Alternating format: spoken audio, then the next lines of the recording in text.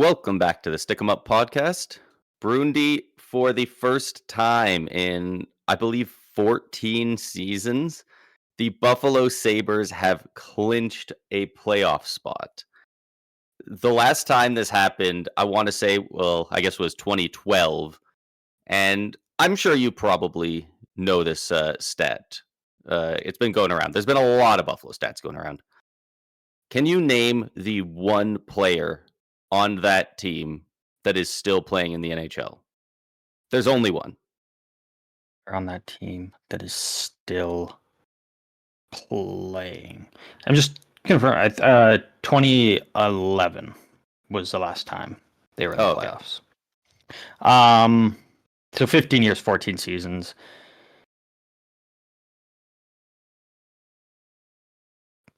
First playoff berth since the death of Osama bin Laden. It's been a long time. He's a big defenseman. I'm pretty sure. Pretty sure this is the guy. He would be correct in that assessment. Tyler Myers. The giraffe himself, Tyler Myers. Who was, for a brief time, one of the highest paid defensemen in the league, I believe, back then. Yeah, back at the time when he would have signed, yeah. Yeah, I think they were looking at him hoping he could be the next Victor Hedman. And he did win the Calder too, right? I was going to say, so he didn't end up being that, but I think people have soured on him because he didn't end up being what he projected. He's still a good player. Yeah. And then he got tied to a bad contract that, also made people view him negatively, but still a good player. And Darnell Nurse, good player, bad contract. So people take the piss with it pretty often. Yeah, Tyler Myers only. Yeah, you know what? I didn't even think of that. Yeah, only player still in the league from when Buffalo's back. I believe he was 20 years old when he was on that team. Just unreal. So happy for Sabres fans. I know we were talking about it the other day. It's too bad that it didn't. They didn't clinch during a home game win or something. They even just by playing a game. Yeah, they were. They just clinched by the Rangers beating, who was it? Detroit. It was either Detroit or Ottawa lost. That. Oh, it was Ottawa losing to Minnesota. Oh, okay. That's what it was. And then, that clinched Buffalo spot. So a little bit anticlimactic, but yeah, again, 15 years since this team has been in the playoffs. They had the longest, playoff drought in North America sports. So, yeah. Did they? You know what? I keep hearing that. So I've always assumed it's true, but I know you know more about the NFL than I do. But don't the New York Jets have a really long? Yeah, so the Jets now have the longest. Oh, okay. Actually, I'll look it up here because it's close. How long is the New York Jets playoff drought? 50. Oh, so actually, so theirs was the. Was theirs 1 year longer? So the spans from 2011. So actually, it is the same. The drought time is the same, but now they're the only one. They're not, but tied with Buffalo. They're not currently in the playoffs in their league. And there's and theirs will probably extend next season as well because the Jets are ass. But yeah, I mean for the Buffalo Sabres, I mean this season has been absolutely incredible for them. Again, kind of got off to that hot and cold start, up and down, and didn't really know what to think of this team. But something as simple as making they're doing it again. Change. Huh. I thought they were just going to eat shit, do the same thing as the last several years, and I thought they were not going to be in it. Some people were definitely saying 30 games in, I wonder what this team is. I was convinced it was more of the same, and then all of a sudden they, at some point, kicked it into gear. And whether that's them figuring it out or them just.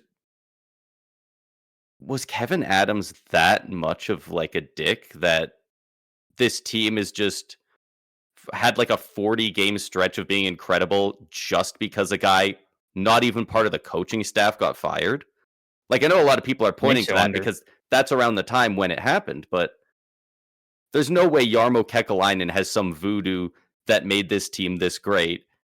But it also feels unlikely that Kevyn Adams was so bad that this team is like, they didn't just improve. They like revamped everything, right? So Yeah, and it's really interesting. when you look at Buffalo, right, obviously a lot of good talent has gone out the door and gone on to be, very successful. And other teams and a lot of those guys even winning, Stanley Cups or multiple Stanley Cups for that matter. Almost the majority of the players that have left, it feels like. Yeah. Well, yeah, I mean, yeah, and it became so easy for people to criticize everything Buffalo did, and they can't do anything right. And that goes back to, at the time, a lot of people are trying to switch up now, but majority of the people were very critical of the Matthew Savoy for Ryan McLeod trade, saying, all Buffalo trading away top prospect and fucking fleeced by Edmonton. Ryan McLeod this year, 51 points, 78 games, fourth on the team in scoring, great defensively, and 5 shorthanded goals. I was going to say, I was looking at his stats not too long ago, and I just remember being shocked. I was like, oh my God. Not only has he been that good for Buffalo, but is that the exact type of player the Oilers could use for a playoff run? And we knew that what kind of player McLeod was. It's typical Edmonton. You look at the way that they treated Dylan Holloway, Philip Broberg. It was, you're not McDavid or Draisaitl, so we have no problem shipping you out the door.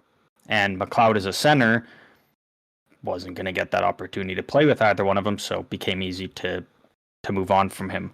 And then during the last offseason, Buffalo once again getting flamed for the JJ Peterka trade. And I said I liked the deal for Buffalo. It didn't quite pan out the way I exactly thought because I was actually higher on Kesselring. But Josh Doan this year, 6 on the team in scoring, 48 points in 78 games, 23 goals. And he beats Peterka in every area of the game right now. Peterka's still a great player and going to be a great piece for Utah going forward, but this season Josh Doan just straight up has been better, and it's a piece that Buffalo was missing because we knew that they were good offensively, but it was always defensively they struggled.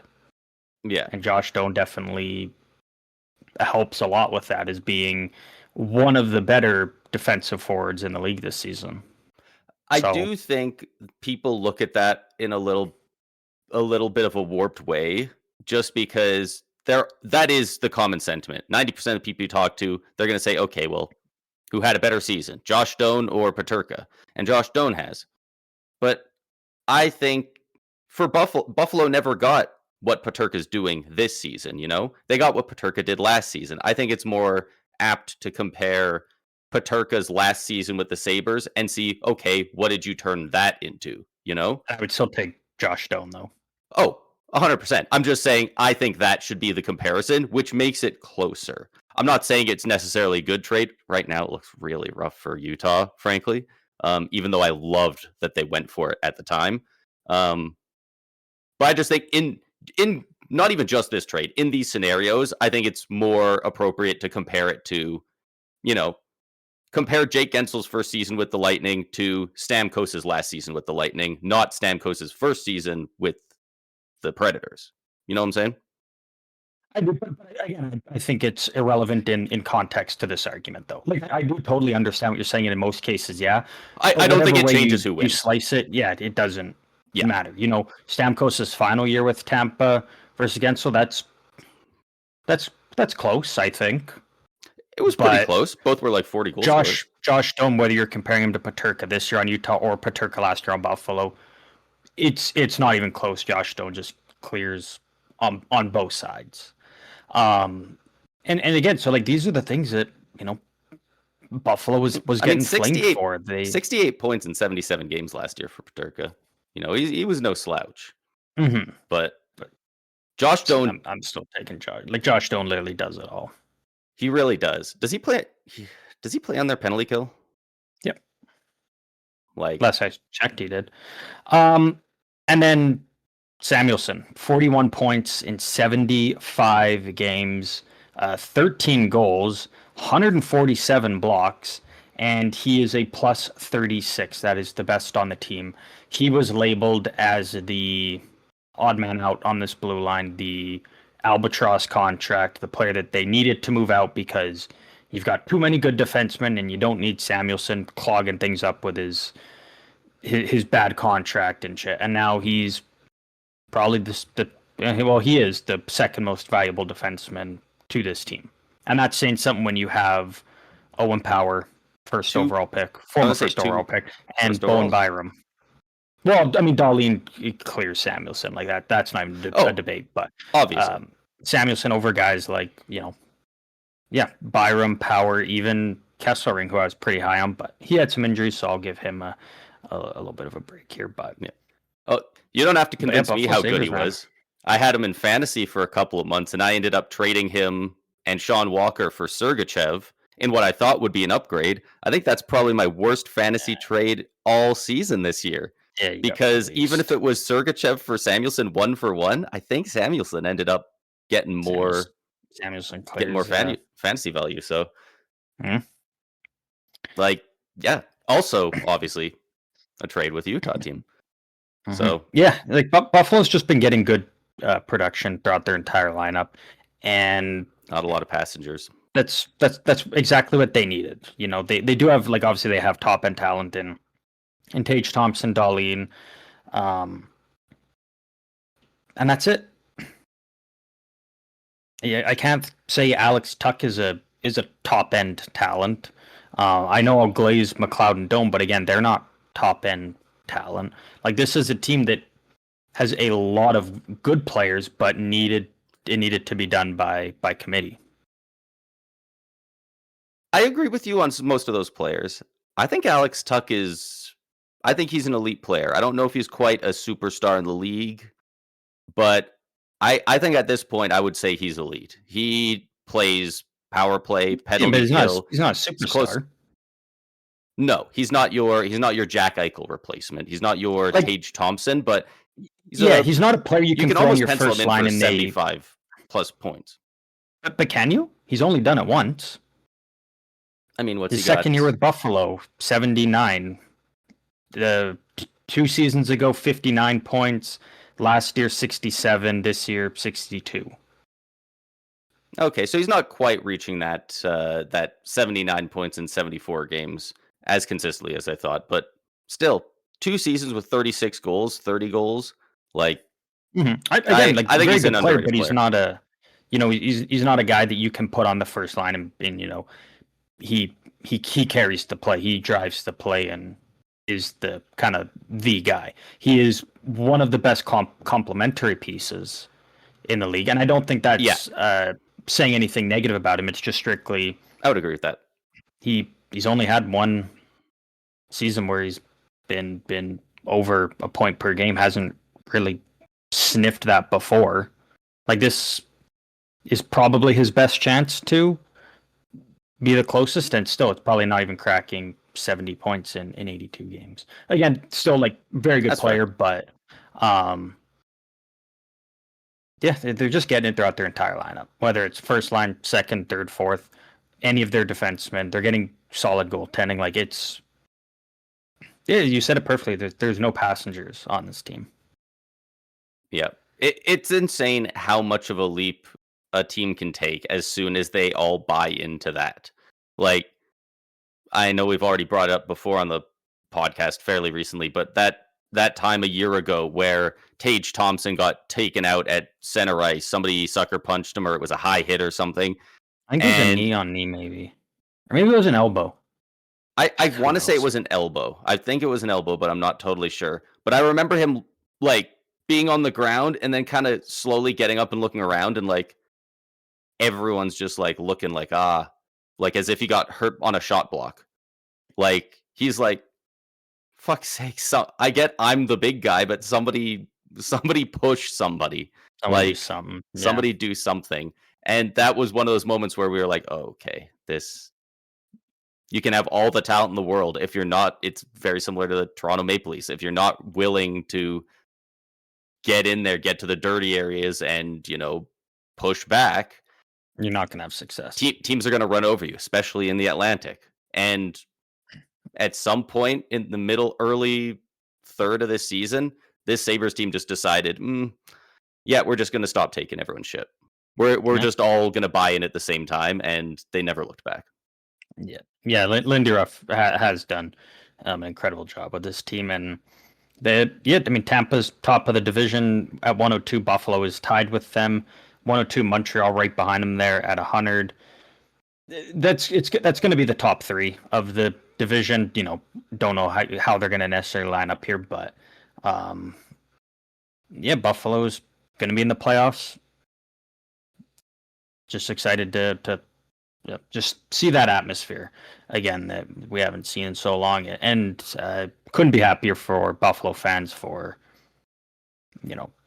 everything that's gone on and just how miserable it's been being a Buffalo fan, to have this payoff here and have your team not only make the playoffs but be one of the better teams in the East. I would say right now, looking like a top 2 team in the East. Just couldn't be happier for them. Yeah, about top 3 is pretty much the lowest you can have them. I guess you could say top 4 if you're higher on the Habs, which would make sense. The East is, I know we have it a bit further down on our thing, but I assume kind of throughout the show we'll end up talking a lot about the standings. But there's a lot of teams that are starting to pull a bit of a Pacific division in the Atlantic, or just in the East in general. There's a lot of teams that just, okay, we're in the important games, time to lose a shit ton. The Blue Jackets were surging towards the playoffs. All of a sudden, they've lost 6 in a row. The Islanders had wild card 2, and all of a sudden, they've dropped 4 in a row. The Bruins, they're still in it because they had a really good stretch there, but they're already lost 3 in a row, and they've, lost a lot of ground. They were right behind the Habs for a bit. Like, all of a sudden, all these teams are losing very consistently. 4-6-0 in their last 10 for the Red Wings. Like, it's a lot of these teams are just, when it's getting to the important games, when everyone else is losing and you could get a huge 2 points from a win. Yeah, these teams are struggling to do that. That's why Pittsburgh is pretty much locked up a playoff spot. The Flyers have jumped into a playoff spot. The Canadians have already clinched because, when you go on a run of 8-2 and everyone around you kind of keeps losing, it's pretty easy to pull away from the pack there. So, yeah, here it just keeps the battle more wide open. And one team that is still in the fight, and surprisingly, when Vegas fired Bruce Cassidy, we thought that would be the final coaching move of the season, but it was not, as the New York Islanders have fired head coach Patrick Waugh and immediately named Peter DeBoer as the replacement. And it is not a see how it goes for Peter DeBoer. It is a full deal, and I think till the 29-30 season it's for. I was going to say, I think it was the rest of this year and then like 4 more years after that or something like that. Yeah. This deal is very interesting, not just because it's another late season coaching move, but you bring in Patrick Waugh and he can be a good coach at some level. But it's always got to be in your mind that he's one of the greatest goalies of all time, and he is now coaching Ilya Sorokin. And Ilya Sorokin is basically one of 2 goalies still up for the Vezina at this point. And you're firing him for a coach who rather notoriously does not get along well with his goalies. Pierre DeBoer, he had his issues with Fleury and Robin Lehner in Vegas. He got basically fired off of the back of his comments to Ottinger in Dallas. I still think he would have stayed there another season if he didn't make those comments. It seemed I think that he was got heated way more after that. Maybe he would have still got fired, but it sure ramped up after that. And that was also said after they got eliminated. So maybe it was ramping up because of that anyway, right? But it sure didn't seem to help. Other than that very tumultuous turnover regarding their goaltending and how maybe that might get affected, I absolutely love this as a fit for the rest of the roster of the Islanders. I love They it for seem the like a Peter DeBoer entire team. Yeah, I love for the entire team. Like I've seen people, you know, already saying, "Oh, Sorokin's gonna want out," and if people are I don't saying think that, he's gonna I want just out. straight up think No. I just think you're dumb. Um, I only look at the Dallas one. The Vegas thing, honestly, to me is just a totally different thing. And it starts from the top down, and Vegas is just notoriously never really treating players the way that they should there. And that kind of was what was going on with Fleury. So I don't really look at that. And then the Robin Leonard thing again, Leonard was just kind of That battling one's his very own demons, and that complicated. was that was more personal stuff for him, I think, than in terms of his play. The Dallas one, sure, but again, should DeBoer have said what he said? No, but again, I think he kind of knew he was already going out the door. Um, you know, just couldn't get Dallas over the hump, and if you're Dallas, you kind of realize we can't just run it back. We need some sort of change, and it's been working with Glenn Gulletson. So I think DeBoer is a fantastic fit for this entire team. He's had success, everywhere he's gone. Doesn't quite result in Stanley Cups, but that's tough when you're facing teams that go on to kind of terrorize the league for years to come, right? Going up because he was in Dallas when they went to a cup final against Tampa, correct? I is DeBoer the one who has all the Game 7 records? Yeah. I believe so, yeah. Because I know in Game, 6, people were talking like, "Oh, if he goes to Game 7, he's pretty good in those." So I believe he was there. I'll look But up here just to confirm.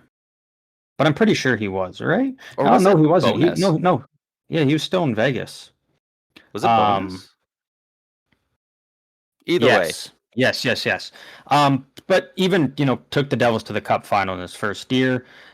Lost in the finals, but you lost to the LA Kings, who kind of controlled the league with Chicago for quite a while there. San Jose, first year with them, goes to the Cup final. You lose to Pittsburgh, who went on to go back to back, and that was in Sidney Crosby's prime. Last year with the Sharks, they went out in round 3 to St. Louis, who won the Cup. Goes to Vegas, lost in round 3, lost in round 3 again. Missed the playoffs when Vegas had that down year, despite going 40. They had 43 wins. They're going to have less points this year. Vegas is going to have less points this year by the end of the season than they did that year, except they're going to make the playoffs this year when they missed before. Yeah. Like, and then all 3 years with the Dallas Stars out in round 3.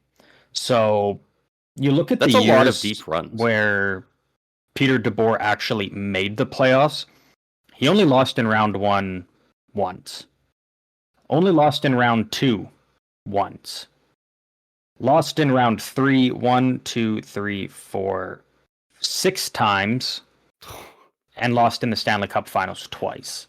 So it's got a bit of a Corey Perry thing going on. Doesn't have a Stanley Cup, but is probably like the coach you'd want the most in the playoffs if you're picking from guys that don't already have a cup.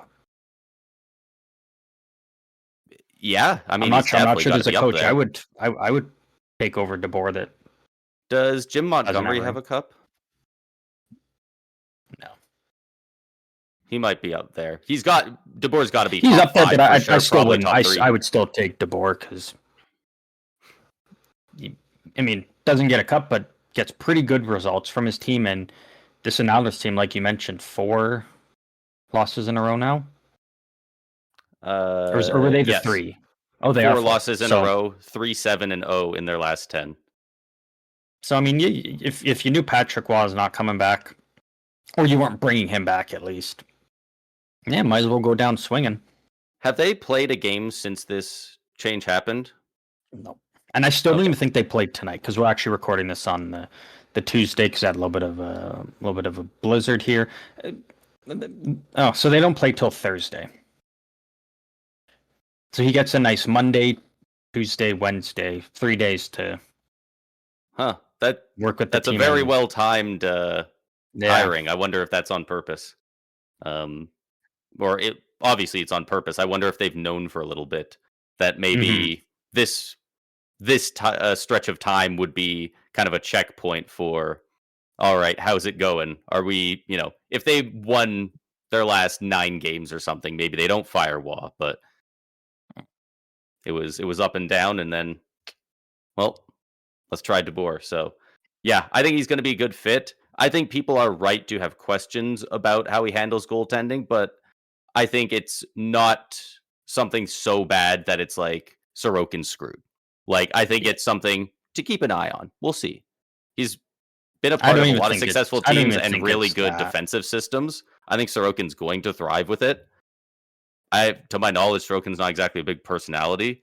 Like, Sorokin doesn't even like doing interviews because his English isn't great. So he normally just says no. He just shows up to the rink, does his thing, and it's just focused on playing the game. So I don't think there's going to be any issues. To me, it's not even something to keep an eye on. People are. I think you got to. I think you got to. But why was no one keeping an eye on Patrick Waugh this season? I think a lot of people were. I think people were wondering if he would get fired before the season started, because that's the thing. I think a lot of people were surprised he got fired, but Matthew Darche did not hire Waugh. He was already the coach when he came in. And we've talked about this for tons of teams. When a new GM comes in, he wants a clean slate. He wants to bring in his guys. I have a feeling that DeBoer has been the guy he's had his eye on the entire time. He even said in an interview the other day that it's the coaching equivalent of getting the best guy available in free agency. Like, he is clearly not doing this because he dislikes Waugh, but because DeBoer is a guy he believes in. And so, and it's not even like Patrick Waugh was a bad coach, but like, again, he had were in the playoffs until like those a day ago. Issues with Duclair, and that had that and they had their own kind of thing going on, and that was a weird one too, because it was also like a coach and player who have a long history and have had a very good relationship, and a big reason why he even got brought to the island as well. So like, why Duclair did, like Patrick Waugh did a good job with this team. I don't even like if there's a very good chance even if they went 2-2 in those last 4, they maybe still make the move just because. Yeah, it wasn't Darche's guy. At the end of the day, exactly. I think he had to do very well down the stretch to avoid it. Yeah, and again, Islanders are a good team, but there's other good teams in the East, and a lot of teams right in that kind of same crop as the Islanders, of good enough to be a playoff team, but also could just miss out by a point or two. Yeah, right now they're 1 point out. Like I said, 3-7 in their last 10, 4 losses in a row. They're right outside the playoffs. I mean, they're in a worse spot than, like, Vegas is in a divisional playoff spot, and they just changed their head coach, right? Yeah.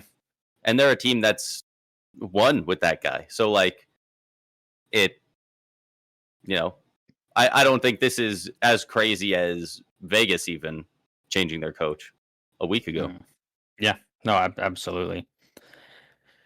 But we won't know how the team looks or what goes on really, or what the lines might look like until Thursday, as Islanders are still enjoying a nice little break here near chaotic end of the season.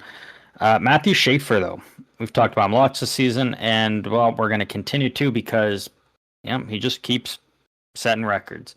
And this time he broke the NHL record for most points by an 18-year-old defenseman with 58. I saw some people online the other day saying that with how good he's been in his recent run, that Jakub Dobeš should win the Calder Trophy. First of all, I don't even think he should be the first goalie on your list. I think Wallstedt's had a better season overall as a rookie goalie. I would genuinely be shocked, and I know some of the voters have biases, and that often leans in. I still would be shocked if Schaefer wasn't unanimously voted first by everyone who gets to vote for the Calder. It would be shocking if anyone had him at second. Like, it's that obvious. Some years there's just a correct answer. If you have a different voting scheme for the Hart Trophy this year, that's wide open. Yeah. This should be open and shut as far as first place is concerned. Yeah, because I've seen people try and push narratives for other players, and it's just like, no. If you want to say they should maybe be a finalist or something or an honorable mention, sure, but like Matthew Schaefer won the Calder 2 months ago, 3 months ago. Like, it was, it was over before we even knew it. And Dobish absolutely has had a great season, but also only going to play about 41 games is pretty good for rookie goalie. But again, if Dustin Wolf doesn't get it last season by playing the amount he did, yeah. And especially when you've got guys like Demidov, Beckett Seneca, Jimmy Snyder. Like, there's so many other good rookies that whoever you want to say, second, third, fourth, fifth, sixth, seventh, eighth, ninth, 10th, go for it. But we should all have the same one. Exactly. Hell of a player, though. Hell of a player. Hell of a player. And from a guy who's setting records to a guy, or I guess a guy who is breaking old records, to another guy who is breaking a record that took a lot longer. We're talking about an 8-year-old defenseman there. What about a 21-year running record? With I believe, a 3-point game the other night, Sidney Crosby confirmed, guaranteed, that for the 21st season in a row, he will be a point per game, over a point per game player. I know, especially the last 2 or 3 years, I feel like that's one thing that people have been keeping track of, myself included. Throughout the entire season, every 5 games, I'll see the Penguins. I'll click on Crosby's thing, and I'll see how many games played and how many points. Because if anyone should have a longevity at being absolutely elite record, it just feels proper that Crosby has that type of thing. Like, he's never been any less than a point per game, and that's just absolutely ridiculous. Given how young he came in the dead puck era, and he is 38 years old and still absolutely crushing it. He's one of one. A team that 1 or 2 more wins, they're going to clinch the playoffs. I'm still shocked that the Penguins are even in the hunt, let alone at the top of that hunt. Like, very, very similar to Buffalo in the sense of it is just by committee. Like, it is the team from top down. Like, it's always nice when you've got players like Crosby and even Malkin having a fantastic year and having Erik Karlsson on the back end, really kind of find his game in the second half of the season. But even then, that's not enough to get you into the playoffs. And that's because it's Anthony Mantha getting 30 goals. It's Chinnikov coming in and, being just under a point per game. It's an 18-year-old rookie, Ben Kindle, coming into the lineup and making a big impact. Justin Brazeau, fourth liner, who's now potentially going to be a 20-goal scorer this year. Everybody bought into the system that Dan Muse laid out for him. They brought in Stuart Skinner. He's been pretty good for him. Like, even stuff like that, while getting out from under another contract and bringing in Brett Kulak, who they turn around and flip for Sam Girard. And a second. If Dubas doesn't win GM of the year, it's crazy. Lot. When we were talking about it the other day, and I was like, I can't even think of who else would round out the top 3. He's so clearly the favorite for it. So clearly, just he's winning.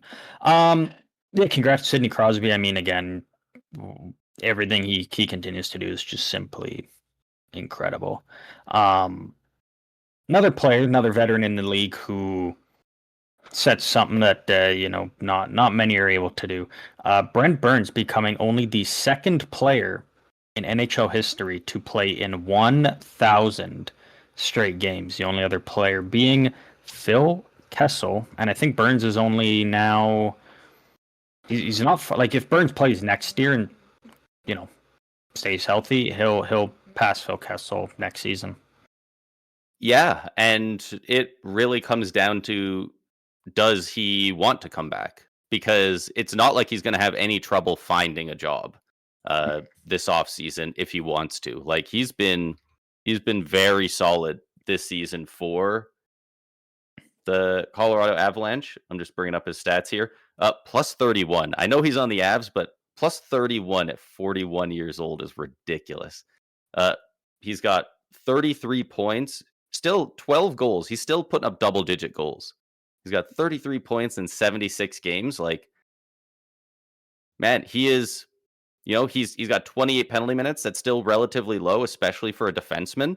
Like, it's not like his foot speed has dropped off, so he's taken a lot of holding and hooking penalties. Like he's still playing like a smart guy. So And that's I even don't. worth noting his plus minus. His 3 years with Carolina, where he played with Jacob Slavin, and on a Carolina team that is strictly defense first, plus Yeah, 19, plus 19, plus 7 in his 3 years. Goes Colorado and is a plus 31. That's yeah, he's so that's good, that's man. pretty impressive that you're just able to stay healthy game in and game out for 1,000 straight, and just continues to produce at a high level. Like hasn't I mean, obviously, is slowed down from his prime when he's putting up 29 goals as a defenseman, 83 points a couple seasons later. Like obviously, those numbers are gonna drop, but still an effective player in the game, and we see lots of good veteran defense in the league that have retired by now because they just weren't able to find their spot in the game anymore. And Burns is a player who has been able to make it work for 1,000 games in a row now. Yeah, and not even to mention how good he's got to be in the locker room. Just an Yeah, insane wealth of experience and knowledge. And hell, if I'm a rookie, I'm asking him, "Hey, what do you do after a game?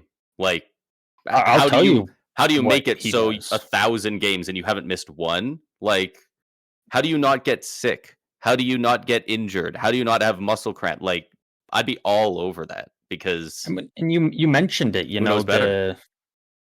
The the only other player ahead of him, Phil Kessel. Him and Burns are kind of two of the guys that aren't the norm for NHL players, right? And and no disrespect to Nathan McKinnon, but he's the perfect example of a guy who's all about eating right and doing things the right way. There's the story of Phil Kessel having a fit when there's talk that he won't be able to have a Coca-Cola in the locker room, or he Yeah, can't have it on the bench or something. And Brent Burns has had a long history of doing post-game interviews, and he has a big old slice of pizza. He's just pounded down greasy pizza after game. Like these are guys that take care of themselves, obviously, but they're also they like to have fun and they like to enjoy their little treats every now and then. Their junk food. And you know what? It fucking works. It didn't it stop them helps. from playing in 1,000 straight. Yeah, it helps to, micromanaging your stuff and probably having a nutritionist, like all that stuff helps on a small level, but at a certain point, the tiny bit of boost you'll be getting off not having that pizza is not worth the trade of how fucking awesome it is to eat pizza, and the Yeah, vibes are going to be better. At a yeah, certain point, it's not worth the trade-off if you're vibing and you're like, "Fuck yeah, let's do this." So, exactly there's something right. to be said for it. Yeah, I couldn't agree more. And obviously, it's not for we're obviously not saying like eat whatever you want and all that shit. But like these guys are proof that it doesn't have to be a certain way. You can, You don't always have to eat the gray paste that's full yeah, of nutrients. Like, sometimes you yeah. can You can go out, have blizzards with the boys, and then turn around and win a cup. Like, Yeah. That's very well said. right?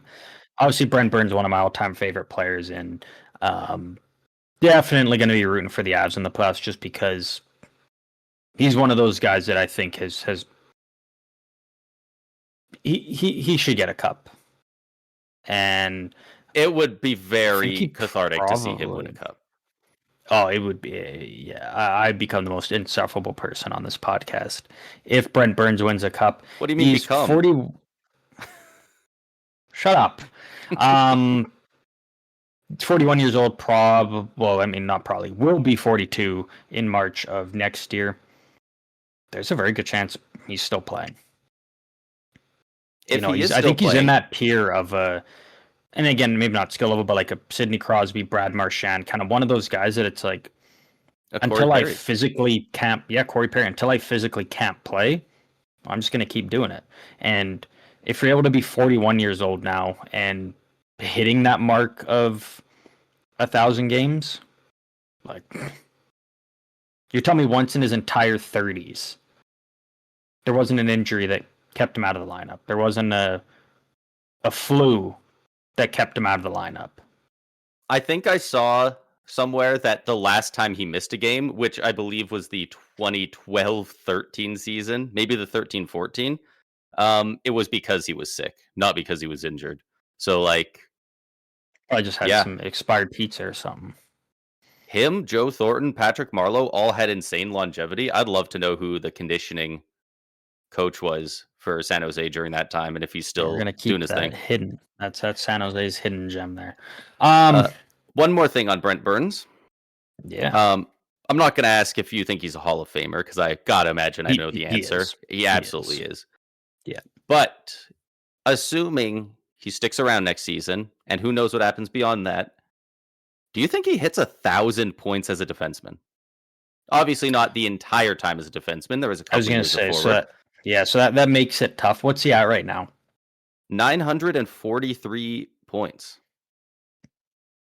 The thing is, right? I'm going to say yes because Burns could retire after this season. He could play one more season, could play two. He potentially could play 3 more seasons in the league. Because again, there's no indication that Burns is looking at retirement at all. He's having fun. His stats really haven't dropped off a ton.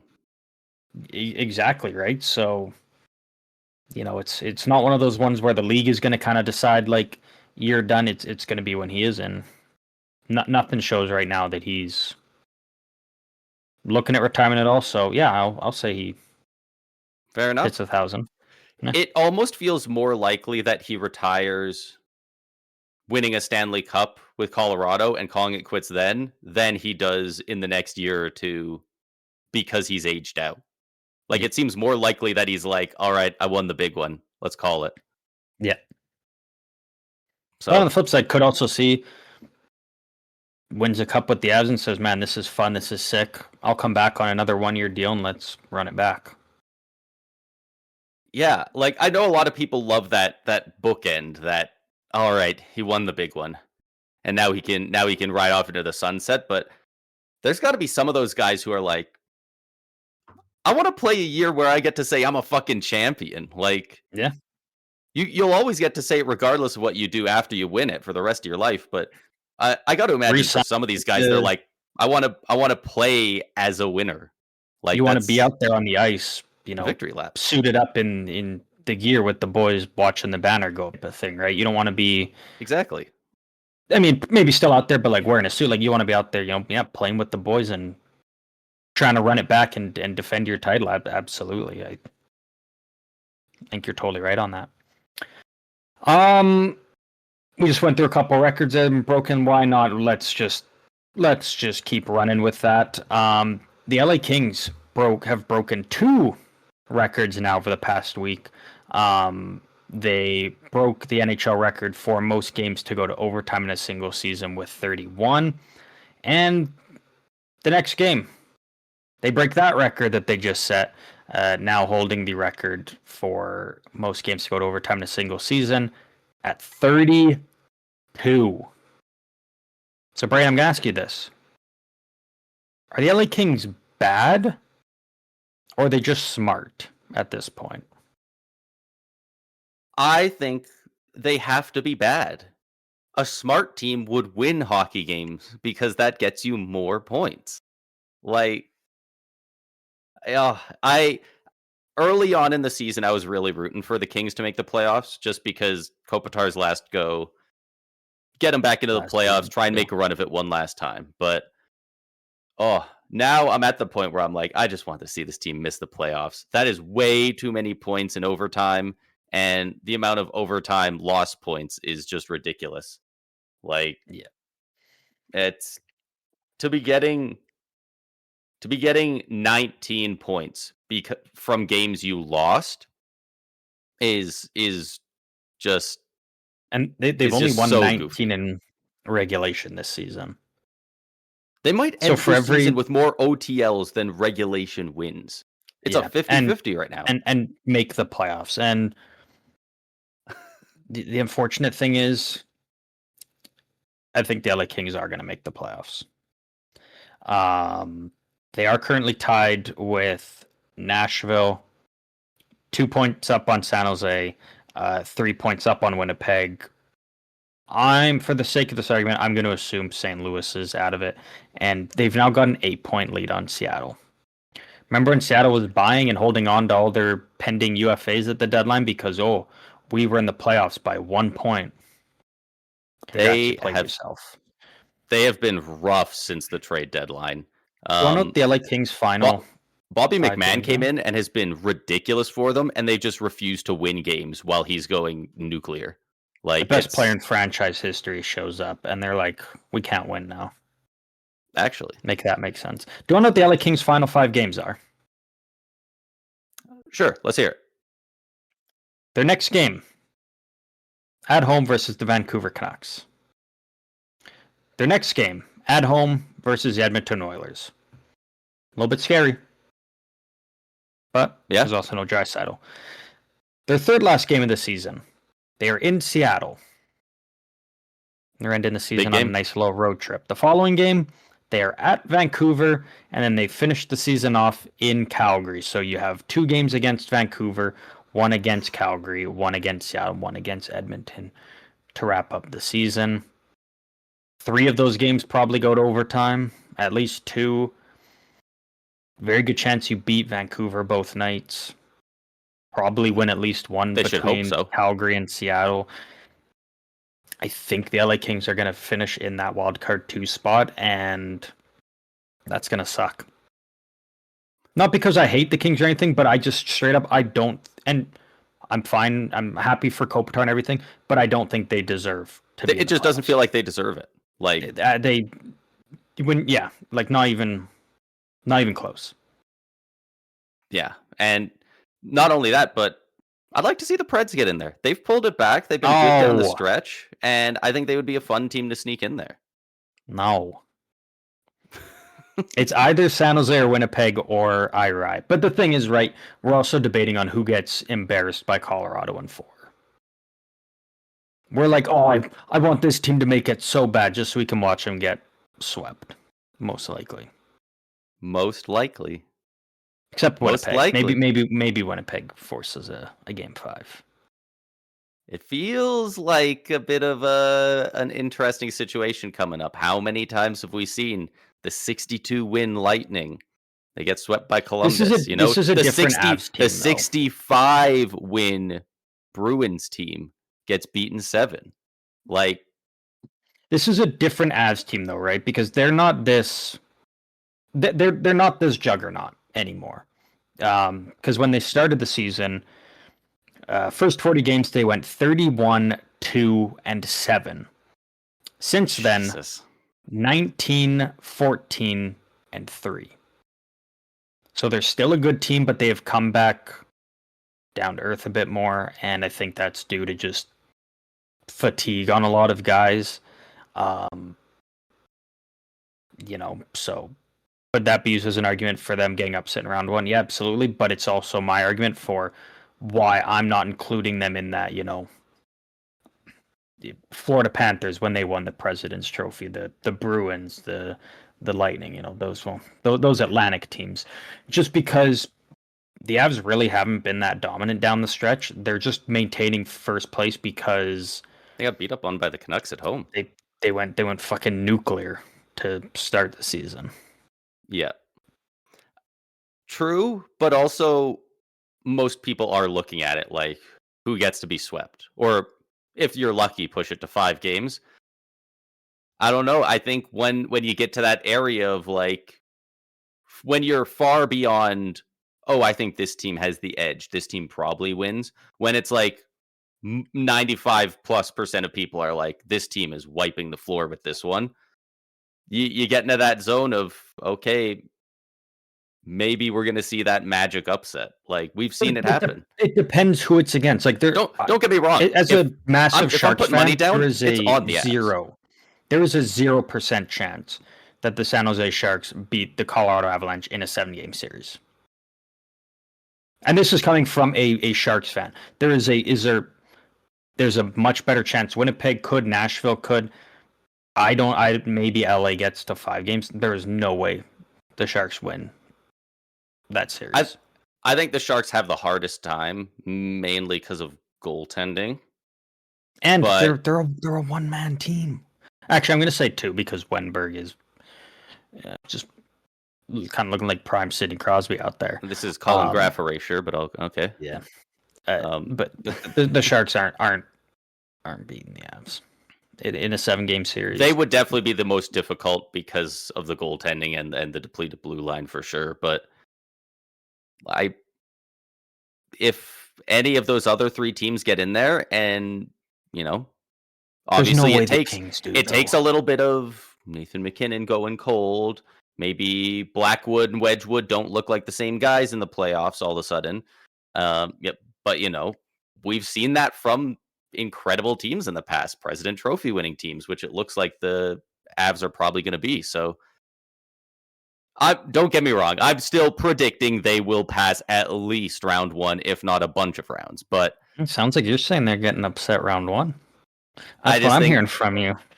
I think a lot of people are not even going to watch those games as long as there's another game on, because they're like, I know who's winning. And I think some people might check their apps afterwards and be like, oh, damn, all of a sudden Nashville's got to win. Maybe they have 2, All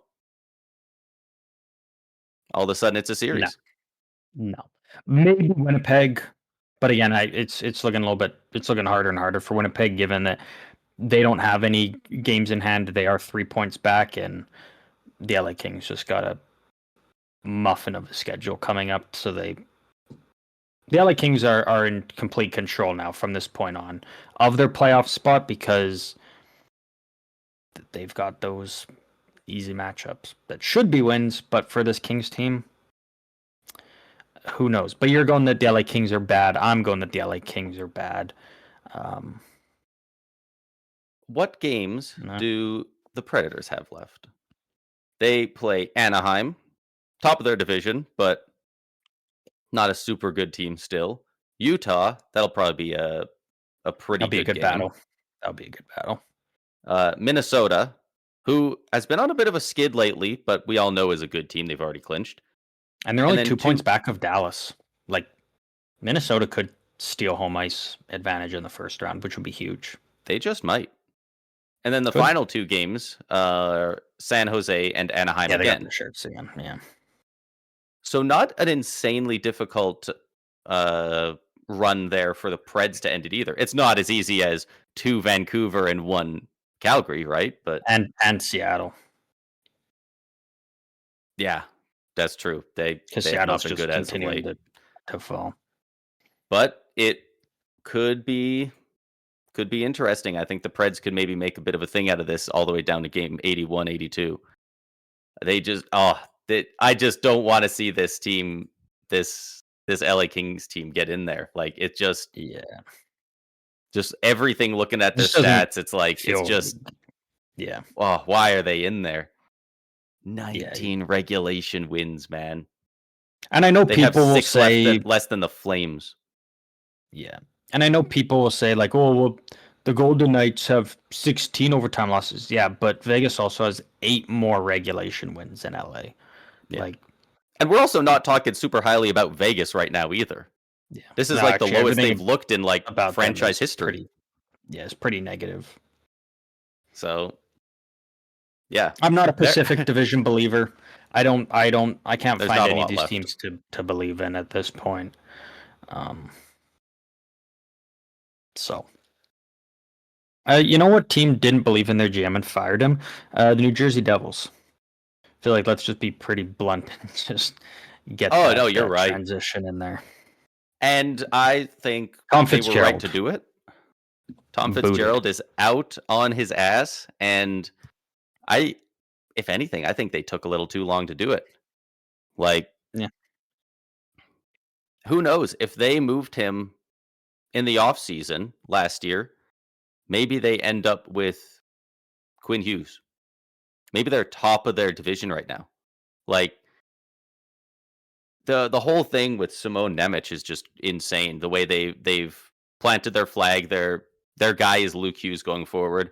They clearly still think and I will say Quinn will end up there. Luke Hughes solely because of his name.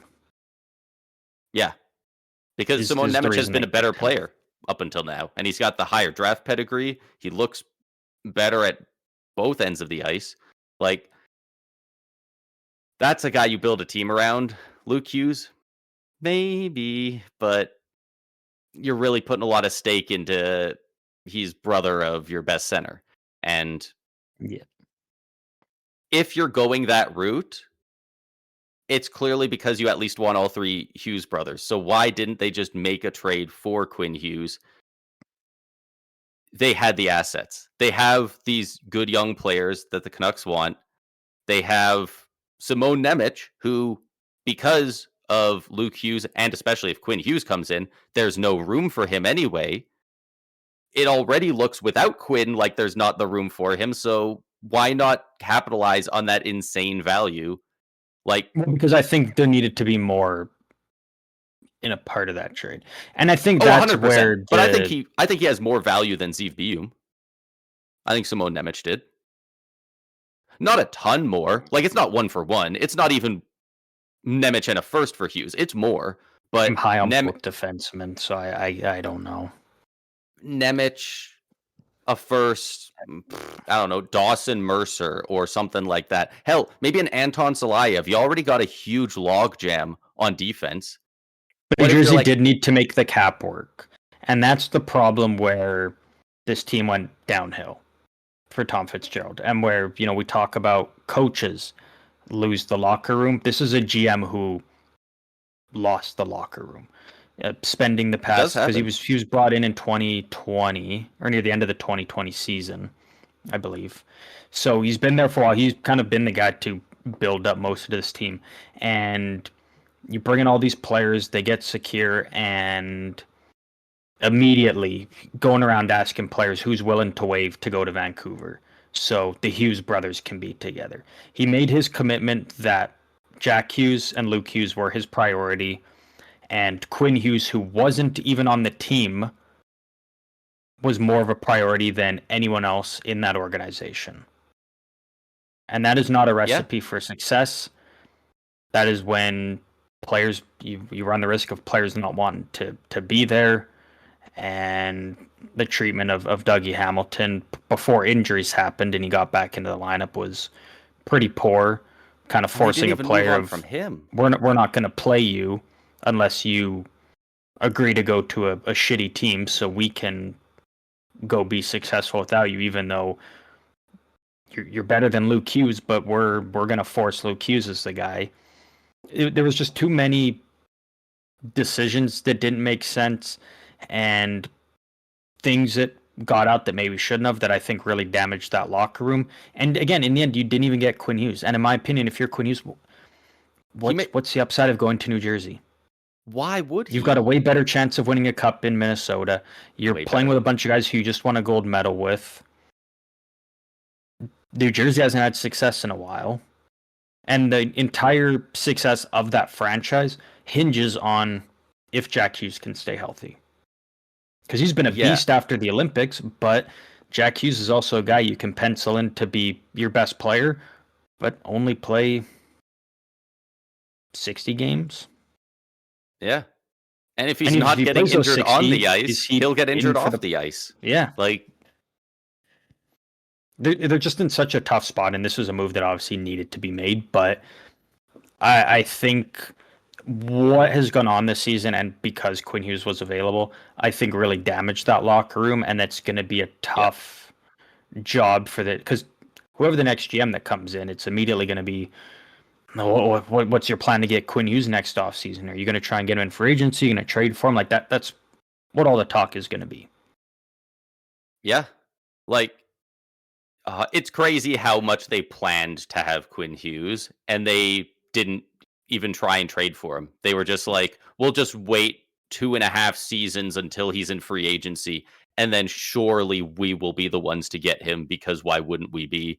We have the Yeah, mandate of he God would or never something. want to go anywhere else. And also, like, yeah, Quinn Hughes probably does want to play with his brothers, but also, don't you think Quinn Hughes would kind of feel like a dick coming in and just taking away everything from Luke there? Because Quinn Hughes is going to be Right. your defenseman playing 25 plus minutes a night. He's going to be the guy out there in the playoffs and power plays. Like he would little brother his own little brother Yeah. just And to be on a team that isn't winning either. it's Like, so funny. Devils fans have really, over the past few months, started parroting this one thing, and that is that both Quinn and Jack Hughes are on the record saying that Luke Hughes has the most talent of them. Guys, we all have eyes. We all have ears. We can all read. Well, most of us. We can tell what the stats say. Of course, if they're both guys that if you saw 10 years into the future and saw they had individual hardware, maybe even each had a heart, would you be shocked? Maybe like, damn, good for him, but would you really be that shocked? Like, they probably feel bad that they're so fucking good, and Luke Hughes is pretty good. He's going to be compared to them for the rest of his life, though, and the it's thing I not will looking like he'll say, live up to that. Like, they're trying to mhm, pump his tires. I can't blame him for that. But the people taking that as if he's going to turn into a franchise altering generational 100-point defenseman at some point, it just needs to be unlocked. That feels forcing it. That just feels like it's forcing it. yeah, and it does sound like we are shit talking on Luke Hughes a lot, and in fairness, we are. The one thing I'll always say with Luke Hughes, and I'll always stand on it, because I'm sure he was pumped to get drafted to New Jersey, and obviously that Oh being yeah. the draft that was the really decentralized one during COVID, so he got to be at home with his brothers, with his family, friends all around. Like that, that's a great moment. And to be drafted to the same team as your brother, awesome. That was the worst possible spot for him to get drafted to was to New Jersey because Yeah. he didn't have to work for anything. The moment he was drafted, it was already penciled in. He's gonna be. We're gonna pay him $9 million, regardless of what he does for us when his ELC is up. We're penciling him in as our number one defenseman for the next 15 years. He doesn't have to work for anything Yeah. because it was immediately all planned out for him because we drafted Jack Hughes first overall. He's our franchise center. Now we got his younger brother, so he's gonna get that same treatment. If he went to a Buffalo that was down there, a San Jose, you know, a bunch of other teams, I think Chicago. it would be it'd be a totally different story because it would be he would have to be working his ass off. He would have to be bringing his best every night. Nothing would be given to him because it'd be like, yeah, he's the younger brother of Jack and Quinn, but those aren't our players. We don't know those two shit. Yeah. Luke is the only Hughes we have and we care about, and I think he would have a much different career at this point already if he was anywhere else. Yeah. I think that's a really good point. I think that's very likely that would be the case. And Yeah, it'll be interesting to see where they go, what they do going forward. I don't even know There's who. Like, it's a pretty. What would you rather have, the Toronto GM job or the New Jersey one? I would rather have the Toronto job, if I'm honest. I think I actually would too. Yeah, Like which is pretty crazy considering we were talking just last week of, fuck, does anyone even want this job? To now, like I wouldn't. it's better than New Jersey, I think, actually. Yeah, I don't think it's as bad as some people think in Toronto. I think they just need a smart guy in charge for once. They Hmm. just need a smart guy with the right people surrounding him to be able to handle it. Obviously, the first round pick situation is pretty fucked up, and they're gonna have to Yeah, navigate that. But even if that ends up being the worst it could possibly be, you're ending up with a top 5 pick soon, or you okay, fine. Whatever, they draft high, who cares? That's not us. We lose our picks, whatever. In 2 years we'll have picks. So, it's not like a plan that's going to send them into a decade-long spiral. Like, you hate that it's good for rival teams, but, like, it's that doesn't directly affect you at this point. The trade's been made. yeah, But do you yeah. have any guys that you think that just come to your head that you think are gonna replace Tom Fitzgerald as GM in New Jersey? No, Like, it I feels a think lot there's easier to so think of many. coaches, right? Yeah, and there's because again, like if New Jersey is smart, I think you bring in someone new, like someone who hasn't already been a GM yet. But the way it works is probably going to be a guy that we've already seen uh, with another team before that got fired. And I would like New Jersey and Toronto to go the route of someone new, someone fresh that can bring new ideas and perspectives to these organizations that should be much better than they are. But quite frankly, both have just been very awful. I've got a crazy idea. Let me just Google this and make sure this actually exists. All right. All right. So is that right? That is right. Do you know how many Hughes brothers there are?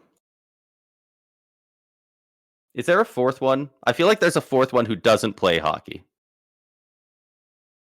I think it's just a three, isn't it? Like I know there's a second Jack Hughes that's part of the Kings Yeah. And then organization, there's but also like has Jack no Quinn and has no stuff. relation has no relation to the Hughes I though. thought there was I one think it's more. just a three. I thought there might have been one more that just straight up like doesn't play hockey or doesn't play professionally. I think that's the Hudson brothers Maybe I'm thinking of because you've that. got Quinn Hudson, Lane, Cole, and then I think there's a fourth one. I could be mistaken, but I think this was. But I think for the Hughes, I think there's only three. Anyways, what were you? What was it? Where were you going off of with this? Yeah, How I'm did we not end up seeing it, here? so they must not. I was thinking if they had a fourth brother who didn't uh, play hockey, their family has money, they get them an education. They certainly have an in with the Devils organization. Oh, then just fold the If if franchise at they're that if they're point. full sending it, they've already planned. Even if it's not available to them in Quinn anymore, they've still already planned to collect them like Infinity Stones. You just fold the franchise at that Bring point. in a GM and be like, hey, you're going to be GM for 2 years. You're going to teach this guy to be the GM. He's going to bring in his brother, and that's going to be our whole plan.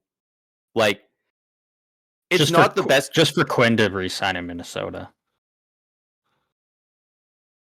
If you get the third brother there, it's a bit more enticing. If you can make like they half-assed this, and I think that was the worst outcome. I think the best outcome was they were like, okay, we got two brothers. Let's not make a massive thing of this.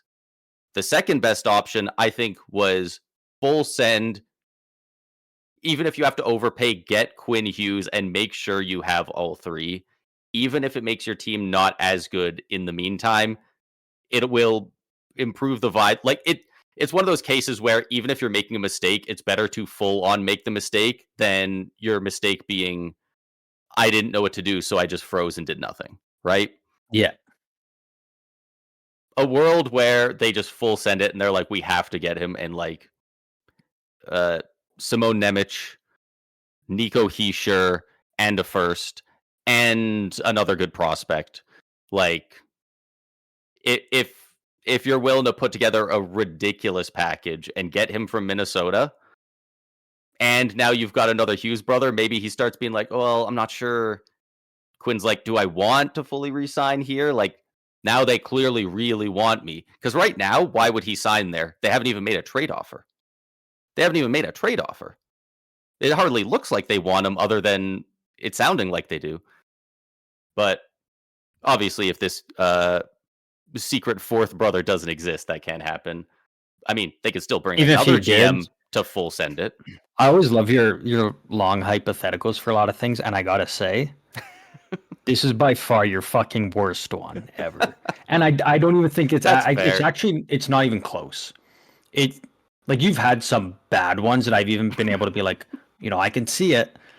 This is the cream of the crop of awful. You're talking like Peter Chiarelli would when he's trying to pitch an idea. Dude, I don't want Cody Ceci. We don't need him, all right? They already have Brendan Dillon and Jonas Siegenthaler, right? Mm-hmm. Oh, but they don't score as much as Ceci. Never mind. Bring in Ceci too. Who else? Yeah, I can't. Tyson Barrie, get out of retirement. You're gonna join the brothers. Yeah, well, he's with Tyson Barrie's with Vancouver now, if I'm not mistaken. Like, not as a player, but having to watch that shit show of an organization. Another organization that's a bit of a shit show this season, the Florida Panthers, who we now know officially will not be in the playoffs this season. They have been officially eliminated. The back-to-back Cup champs will not be defending their title this year. I mean, at the end of the day, like, it is just injuries. Oh, this is a team that is good enough to probably, it's not even 95%. It's go to 100%. The Cup final this year and very well could three-peat, but they already went 3 years in a row, and their bodies are just, they just need some fucking rest, is what this team needs at this point. They are, at the time of recording this, in my top 3 most likely teams to win the Stanley Cup next season. Yeah. Like, even because they're bringing back like almost the whole team. Yeah, the whole team is locked up. Like, some teams do a good job of locking it up. They did a really good job. Bobrovsky's like the only piece that's important to their success that isn't locked in. And there's a very good chance on a discount from what he's making. A discount? He might be making less than half of what he made. He's making 10 mil right now. What does he come back for? His stats have been abysmal, and he's getting old. Like, it might be a 6-year, $1.5 million contract for all we know. Or it's the Florida Panthers. Would anyone be really surprised if they were like took way more action than other teams, and they went out there and, okay, Minnesota really wants to get rid of Jesper Wallstedt because they're so high on Gustafsson. They go out there and get him, and he's a Vezina caliber goalie for them for the next decade. Like, that wouldn't be too shocking. They're a team that's not afraid to go out and get their stuff. And that is the thing, right? Because people say, like, oh, Florida's got no prospects. How could they possibly, get a player like Wallstedt? Well, they're 1, 2, 3, 4. They're currently sitting, if there was no movement in the draft lottery, they're picking 6 overall, which means they're in the top 10. They keep their first round pick. It doesn't go to Chicago. You're telling me, they could easily solve their goalie problem for the next 15 years with the 6 overall pick. If you're Florida, have you seen enough that in the offseason you're just like, hey, Minnesota, 6th overall pick for Wallstedt? Do you think both sides like that? I mean, at the end of the day, like, can Florida win could Florida win the Cup next year with Bobrovsky? Absolutely. But this is also a Panthers team that is, the way they're kind of built, to contend for the next 5, multiple years, 5, 7, 8 years. Skipped over 6 because fuck you. So I mean, like, if you can trade just a 6 overall pick, and that gets you a goalie that you could win 2 cups with this core moving forward. Yeah, you bring him in, and I mean, fuck, run a tandem next year between him and Bobrovsky. That's a great goalie to kind That's of a learn really from good first goalie year to in teach you Florida, from. and then after that, you tell Bobrovsky, hey, if you want to stick around as a backup, we'd love to have you. If not, best of luck, and you run with Wallstead. Yeah. Yeah, like I think just obviously having a 6th overall pick on your team generally helps the team. They just where's he gonna play? On the 4th line? Their third line's Exactly, bulletproof. Their right? top 6 is ironclad. Like their top 4 defense is real tough to break into. Like, yeah, I don't Yeah. see anyone they draft breaking into a meaningful role on that team for at least 3 or 4 years, unless they're a very, very highly skilled player. And Yeah. Wallstedt could very much be the guy for them. I still can't believe there's not more teams breaking down the door to get that guy. The fact that he was announced as on the block and teams didn't go after him is crazy. Well, I think it's one of those things where he was available, but it was probably like a Robert Thomas level of a return. Because you think about it, a year and a half ish ago, maybe Askarov got traded for a first round pick and a prospect who was a first round pick the year prior. So, and Askarov didn't have anything to show for at the NHL level yet, because him and Wallstead were kind of looked at as the 1 and 2 for goalie prospects. Now, right? Not only does Wallstead have some NHL experience, he's proven he can be fucking damn good. So, if if you're going off what kind of the market has been, the minimum is a first round pick and a B plus prospect. But then when you consider now, this is already a proven guy at the NHL level. And again, if you're Minnesota, like, you're not forced to trade him right now. They really aren't, which is why it was kind of crazy they put him out there. But the sake of it. But again, if it's one of those things of if you get an offer that you can't refuse, it's like if it gets out that I turn this down, I'd be fired. It's like you're going to accept it. But you take the one where the AI says, fans will be cheering in the streets when this deal is announced. Like, yeah. So yeah, I guess I could see it from that. I still think for a lot of teams that's worth. I think there's a lot of teams where that price is worth it, and then some to have a young, fantastic goalie like that. What teams need that? Well, free space obviously goes to Edmonton. We're talking about goaltending. Edmonton doesn't have the assets, though. I think they could make. I think they'd be able to. They'd be able to make. They maybe could have before they traded for Dickinson. Before they traded for Dickinson, what did he take up? Well, they gave up a first, but that's also because they had to dump Mangiapane's contract. Of course. So again, like, I knew Edmonton's kind of the obvious, but not like they really got. It would be harder to make it work. To give up. It would be enticing for Minnesota. Ottawa, another team that needs goaltending. Yeah, you know what? Ottawa probably, yeah. You got some good young guys. I believe they have most of their draft picks. The more I think about it, actually, like, if you're Minnesota, and obviously we knew Ottawa, Ottawa got their first round pick back after the deadline, and that pick's not able to be moved anyways. The more I'm thinking about for Minnesota, if you were to trade Wallstead, it would almost be like a 1-for-1. Like, you're moving out, yes, Wallstead, but you're getting like a premium, an already proven center that can be in your top 6 for the next 15 years, type of thing, right? Like a Anton Lundell for Jesper Wallstead, 1-for-1. Yeah, almost kind of something like that, actually. Because, like, what good does that do Minnesota to just get more picks and prospects? Like, their goal is to win now.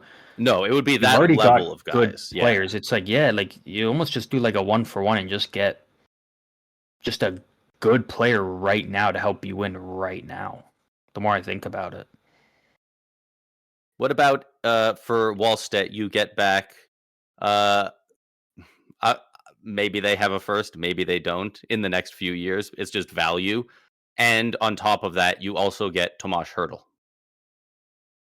No. That's not enough? I'm a big Hurdle fan, but it's at the point now where you're already kind of starting to see him slow down a little bit, and that's just due to the numerous knee injuries he's kind of dealt with.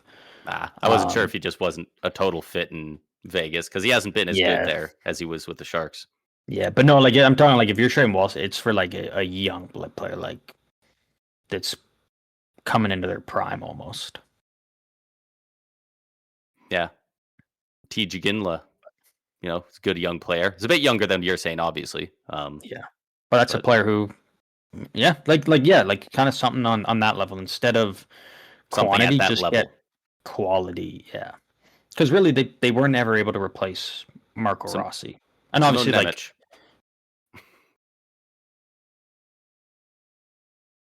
Yeah, I mean that's Nemec for Wallstedt. It's close. I don't even know which side. Which side is higher value? I think if you're New Jersey, you almost have to add more just because you've made it seem like Nemec is just so toxic for whatever reason.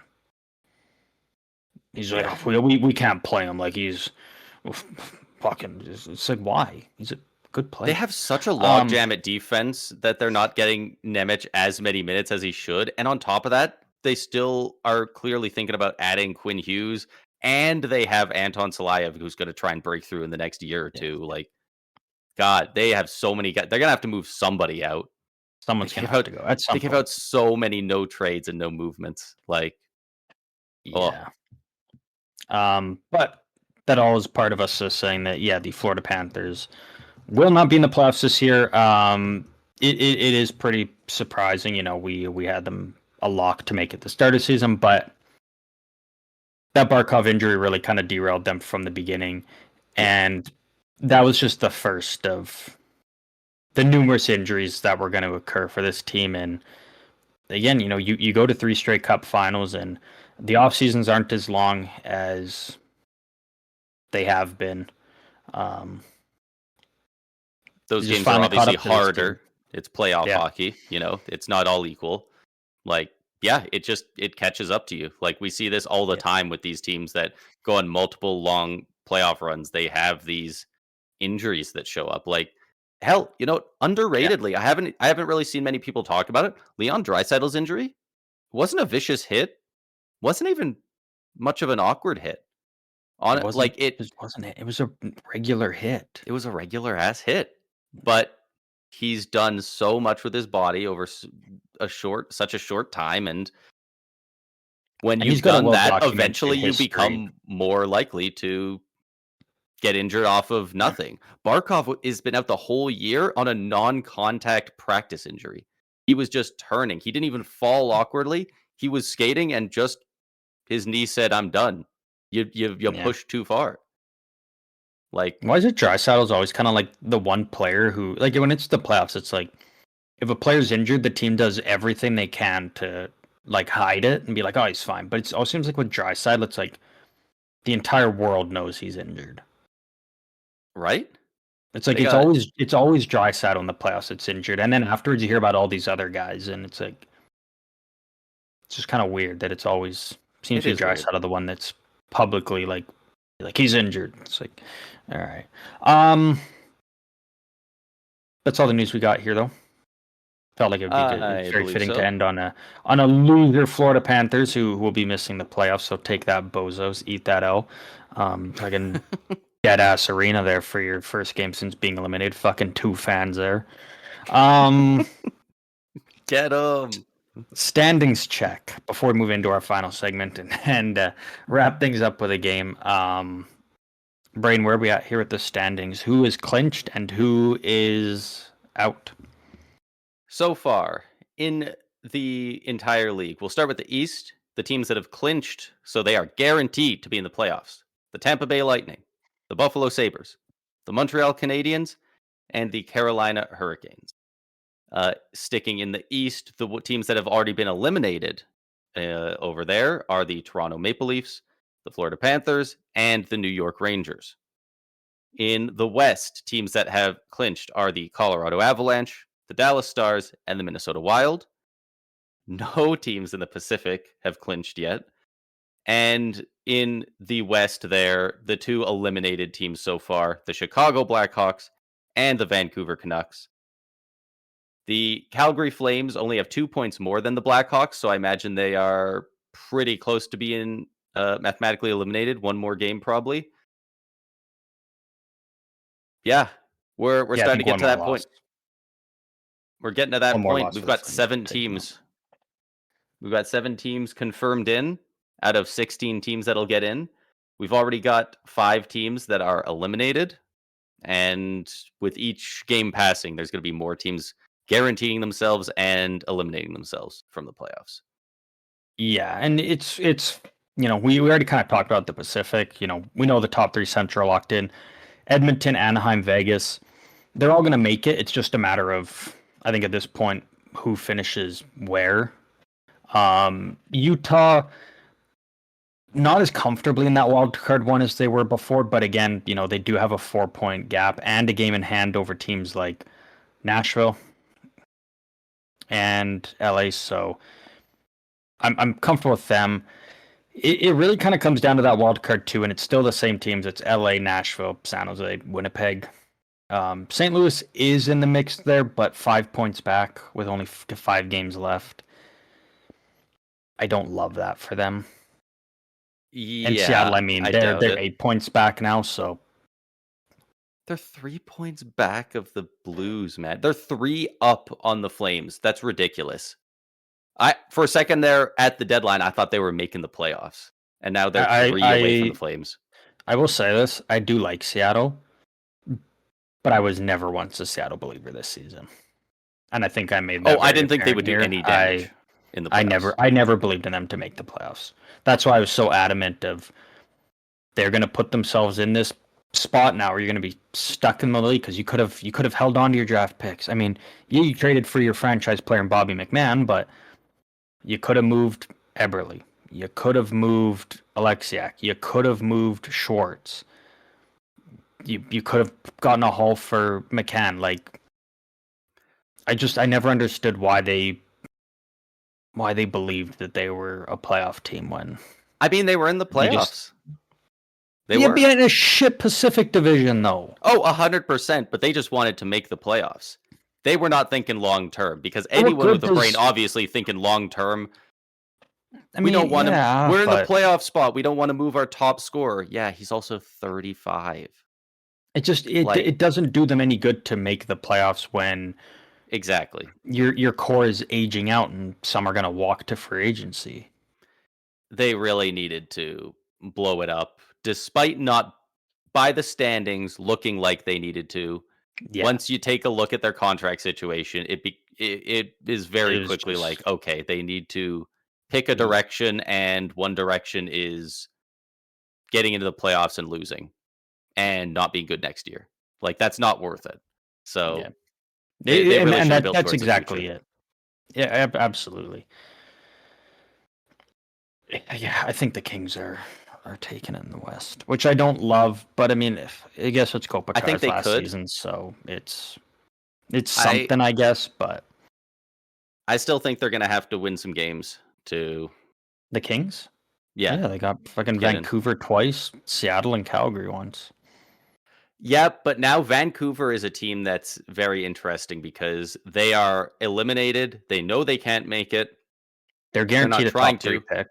They're guaranteed that pick, so they don't even have to care about winning out, ruining anything with the draft.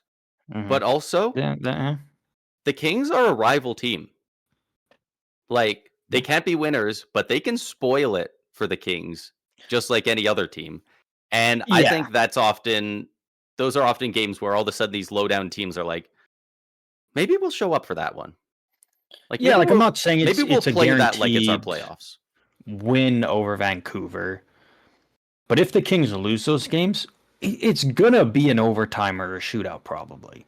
Like, if the Kings lose, they're probably still gonna get a point, which is the thing. Like, it's like when you look at San Jose, if they only 7 overtime shootout losses this season.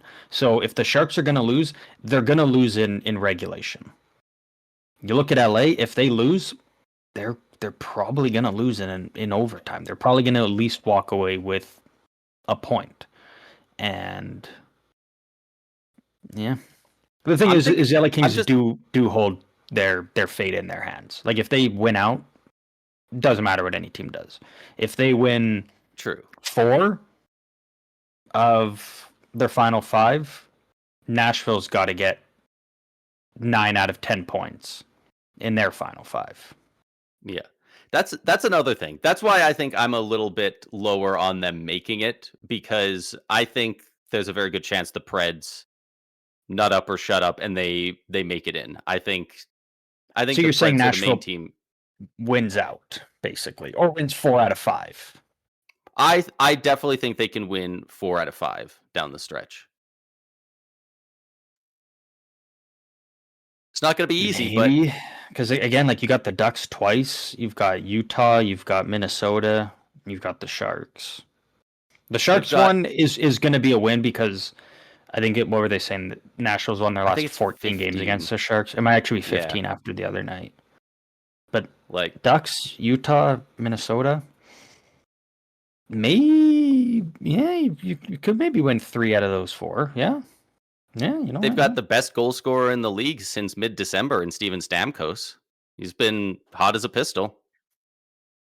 Philip Forsberg's been turning back the clock. They've got a lot of guys that are starting to look more like they should have when I don't even know what happened last season.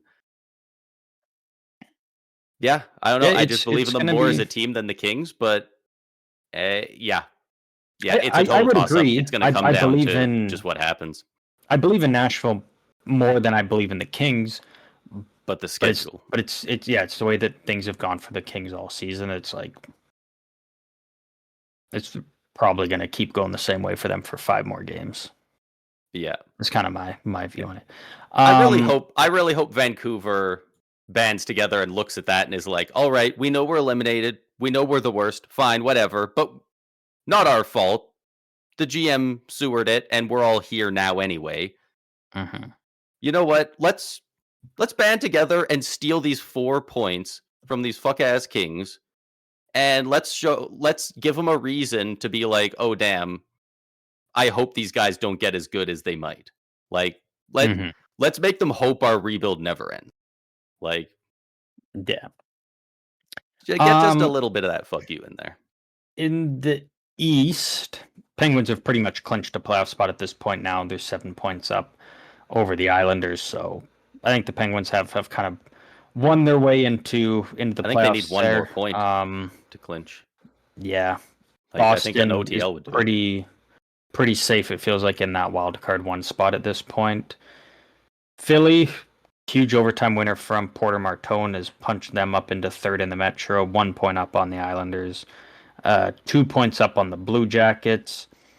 Ottawa 90 points there. Detroit, like Washington, still trying to hang on.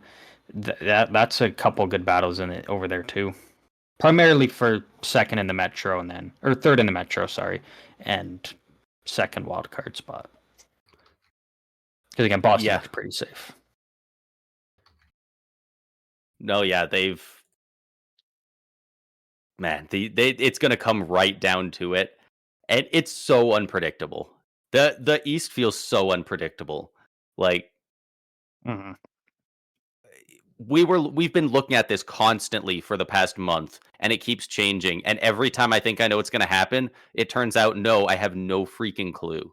Like we had the Flyers written off, and now they're in Metro 3, and they're looking as hot as any team.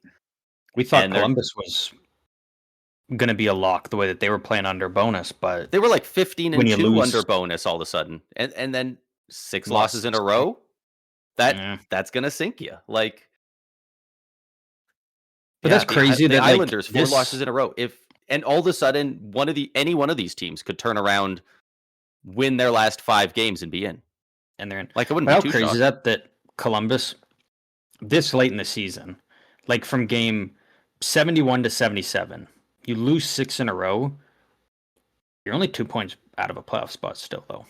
Like, it's like a skid like that this late should end your season. Yeah, but Columbus wins their next game and they're sitting in a playoff spot again. Like that's They're how still in just it. close this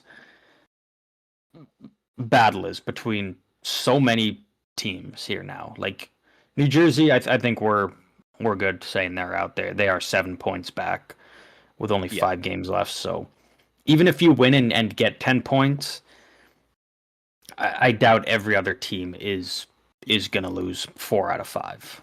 Yeah, you're still relying on the Sens and everyone below them to win one game at most. One game. Basically. Yeah.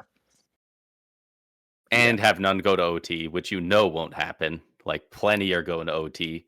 So, yeah. They're basically out. I would say the Caps are out, but they're only 3 points back at this point. I'm I going to wouldn't say the put Caps money are on out it, but because they only have 4 games left. well, they got less games. So you think about it, even if one of, and this is only one of Ottawa, Columbus, Detroit wins that game in hand, yeah. But they got to win it. Yeah. But I'm saying between all those teams, actually, you can even throw Philly in there because Flyers are 90 points as well.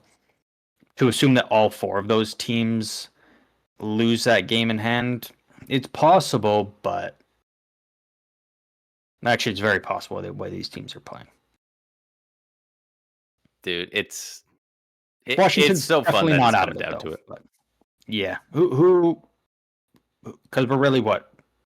Metro 3, Wildcard 2. Who are taking those spots for you? I like the Flyers. They've been winning. The vibes are good. They brought up a young kid, and he has been great and had these good moments. Like, the vibes seem to be on there, which is not something we've been able to say for the past while for Philly.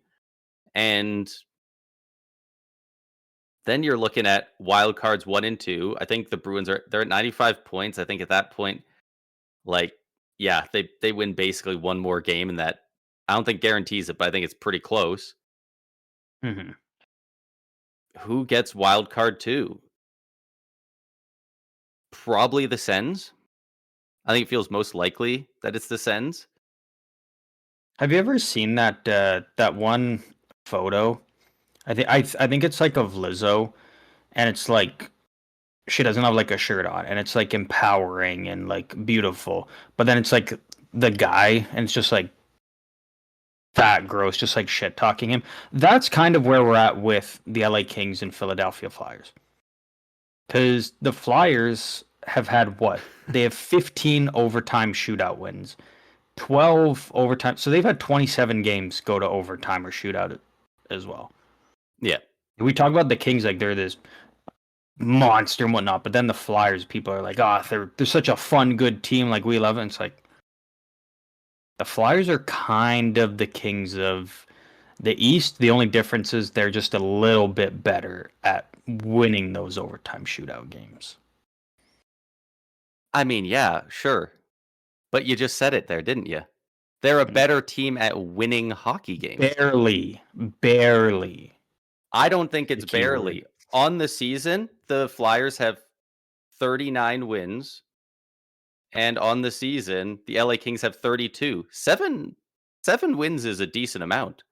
Mm-hmm. It's not as many points as you get from 19 OTLs, but that's the difference. Is the Kings have exactly 7 more overtime shootout losses. So it's like the Flyers are better at winning, but it's not. It's only better at winning in overtime or shootout, basically.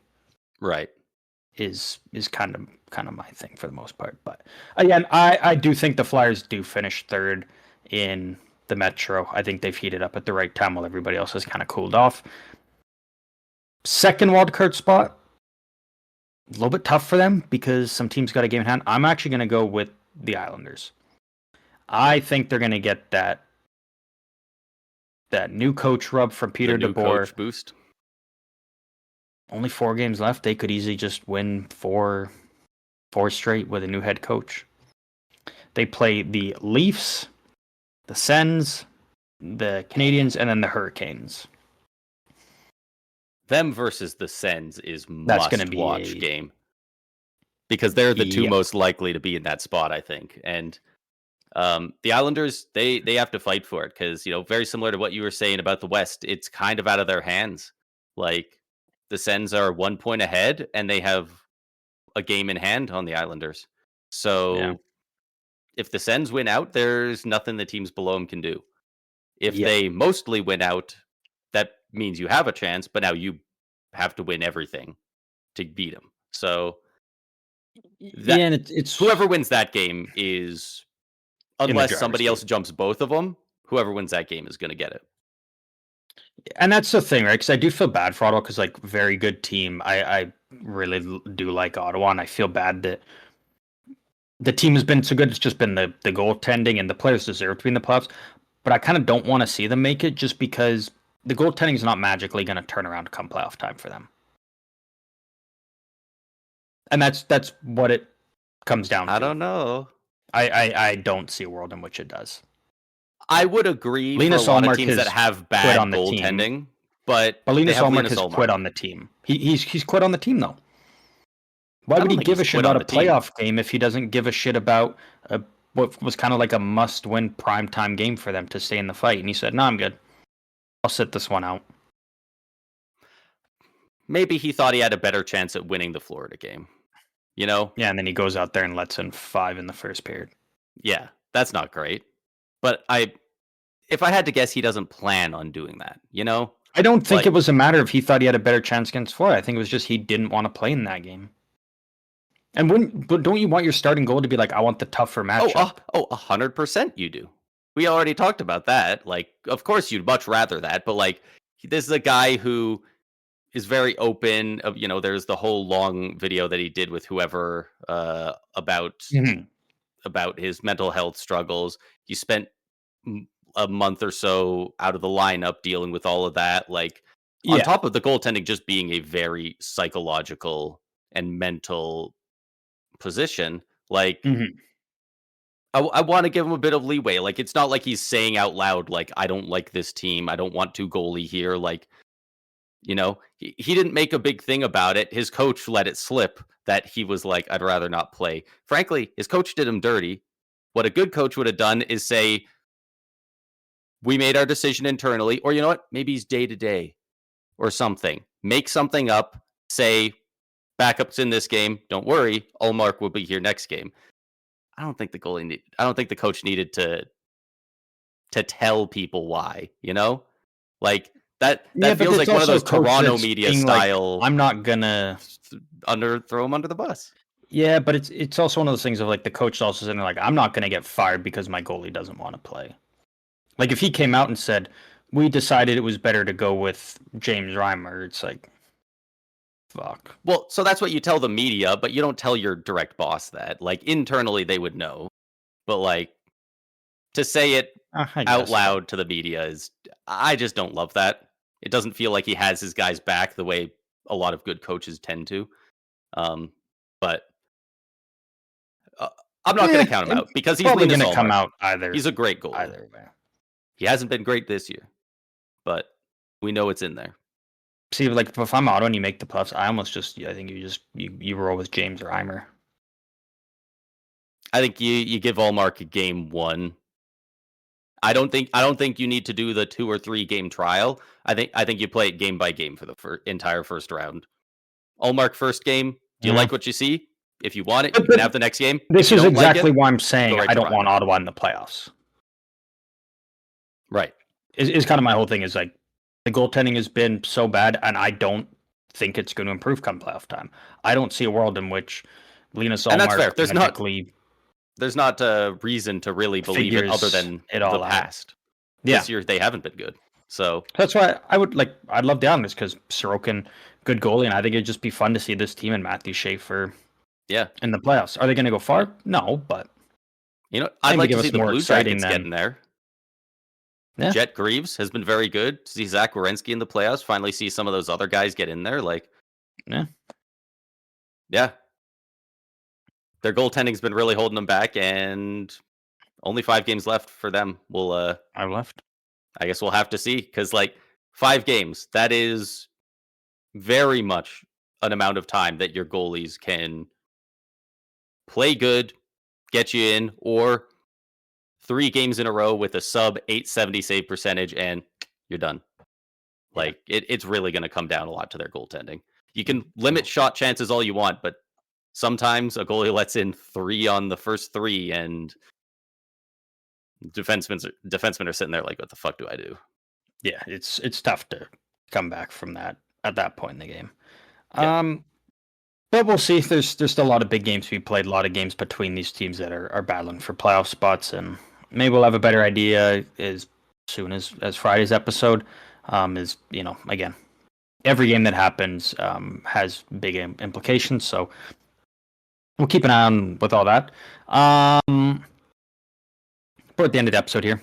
Everybody knows we love to wrap things up with a fun game here. As always, Braden, today for you, What do we have categories. We have categories, and it is team categories. So I'll have 5 teams here. 4 fit the criteria. 1 does not, and is up to Braden and you at home to figure that out of which team doesn't belong out of the 5 and why. Right. Are you ready? And remember, it's teams, I am so ready. it has nothing to do with players at all. It is just strictly when you look at teams. Okay. First team, the Nashville Predators. The second team, the Vegas Golden Knights. The third team, the Boston Bruins. Fourth team, the San Jose Sharks. And the fifth team, the Pittsburgh Penguins. All right. The Preds, the Knights, the Bruins, the Sharks, the Penguins. Which team is the odd team out? So, Who is the odd team out? Right away, I'm noticing in recent memory, Vegas, Boston, Penguins all have at least 1 cup. The Sharks have gone to a cup final. The Preds, I believe, were the other team that went to the cup final against the Penguins. You would be correct. Vegas has won a cup and lost in a cup final. So I'm starting to think it might be losing in a cup final. Penguins have made it to several finals, but I don't think they've lost in a finals since against lost to Detroit Detroit. Yeah. quite a while ago. Vegas lost to Washington. The Preds lost to the Penguins. The Sharks lost to the Penguins. Boston, even more recently than their cup win, lost in the finals to the St. Louis Blues.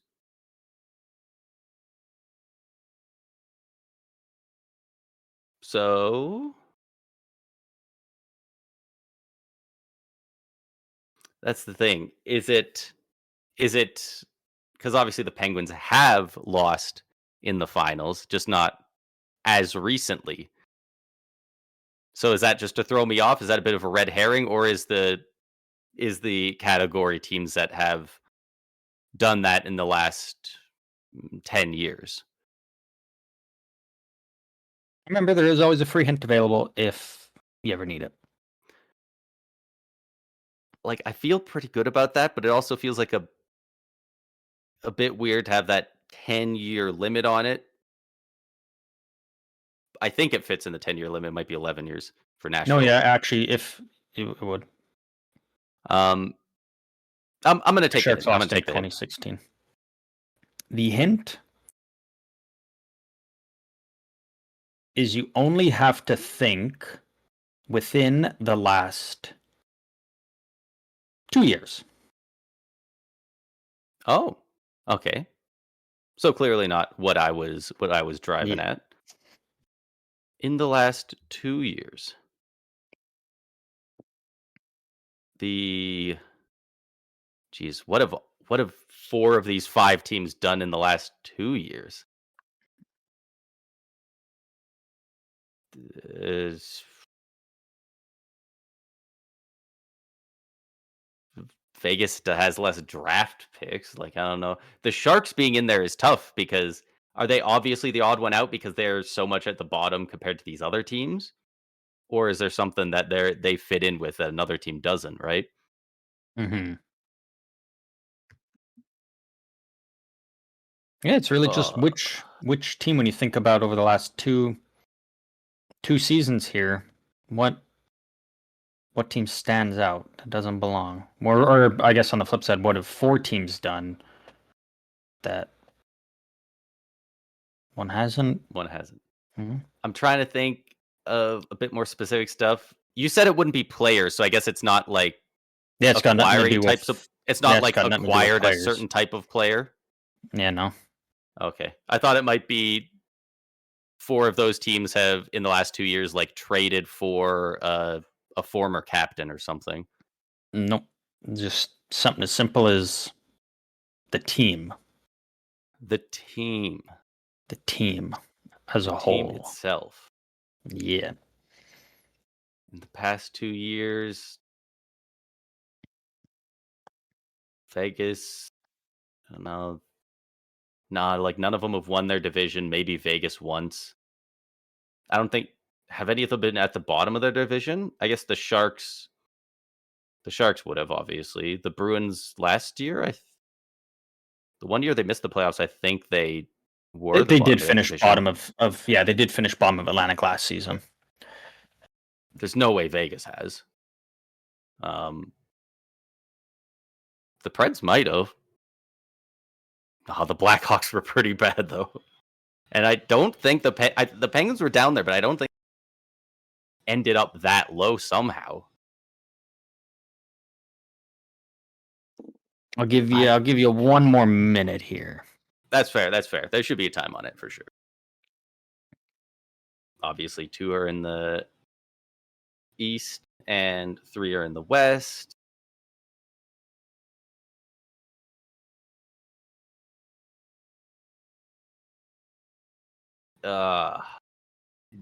Maybe it's something to do with a coaching staff, teams that have fired their GMs or something. No. No? No. Just the team. No, you don't got to think Is it about any individual. Is it a lot more individual baseline than people. that? Yeah. Like you don't even have to think about any human.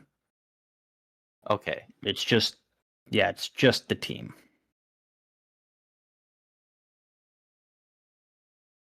Okay, now I've got it. Now I've got an entirely different line of thinking.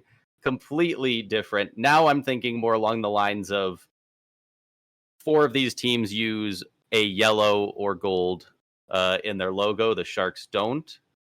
I'm also, and I think this is a lot closer to it, the Penguins, the Sharks, the Bruins, which is a bear for those who don't know what a Bruin is, and the Predators are all animal-themed teams, and the Vegas Golden Knights is like a guy. Dude. I'm kind of leaning more towards that. We have hit the minute mark, so I'm going to have to lock in final answer. I'm going to lock that in. I think the Vegas Golden Knights are the odd team out. Maybe this is the wrong way to go, especially since you said you have to think about it in the last 2 years. And this is not that. But I'm going to say Vegas is the odd one out because they do not have an animal in any of their logos or an animal in the team name, if you're counting the Bruins as a final answer, locking it in. Yeah, I'm out of time. I don't have time to come up with something. All right. So I think that's a good guess. Vegas I think it would take me a little bit to not go for that. Yeah, so you're going Vegas odd team out because basically nothing to do it with an animal, whether it's in the logo. No animal iconography. Sure. Well, I can tell you the Vegas Golden Knights were the odd team out. You did get that correct. But unfortunately not for your reason. It was as simple as looking over the last 2 years, all 4 of San Jose, Nashville, Boston, and Pittsburgh have seen a double-digit point increase this season, while the Vegas Golden Knights are the only team to see a decrease in their point Oh. total. The San Jose Sharks already have a 29-point increase from last season. Nashville, a 14-point increase. Boston, 19. Pittsburgh, 16. And Vegas, even if they win their remaining 5 games, they will still have seen a 14-point drop-off from the previous season. So it was basically all you had to say is just Vegas is the only team that went backward this season. Every other team improved, essentially. So I didn't say anything very close to the actual answer, but I actually did circle around a lot of the facts of it. When I was talking about previous teams being at the bottom, I was talking about how Boston, the Preds, the Sharks, and the Penguins were low, and Vegas was high up. I just needed to figure out that it was the turnover. Yeah, it was essentially 4 teams have improved quite a bit this season, and one has taken quite a bit of a step backwards. Yeah. And the Vegas Golden Knight is a human, not an animal. Yeah, well, see, nothing to do with any human. You didn't have to think of any human being. That's fair. Just the team. But that was categories. For those who play at home, you can always let us know how you did down below or through any of our socials. All the links are down below as well, or over on YouTube as well. Come over there and let us know how you did. Braden, the playoff battles continue to go crazy between both the West and the East in terms of those final divisional spots and wildcard spots. Every game becoming more and more important each and every night, and every game really at this point kind of becoming just must-watch hockey because every game matters. But to wrap this episode up, as always, final thoughts. Final thoughts. If any 2 teams fighting for a wildcard spot are playing each other, I implore you to go watch those games because those are going to be some of the most hard-fought games of the season, especially games like the Flyers versus the Sens and games like that, or the Islanders versus the Sens. Like, we're going to get some good hockey down the stretch. Teams are going to be wanting to get in there, and we'll see if teams like the Islanders, teams like Columbus, can they turn it around? Can the Senators goaltending hold on? Like there's a lot of stuff to be answered, and we are down to every team having 4 or 5 games left. Every game is 20% or more of their season left.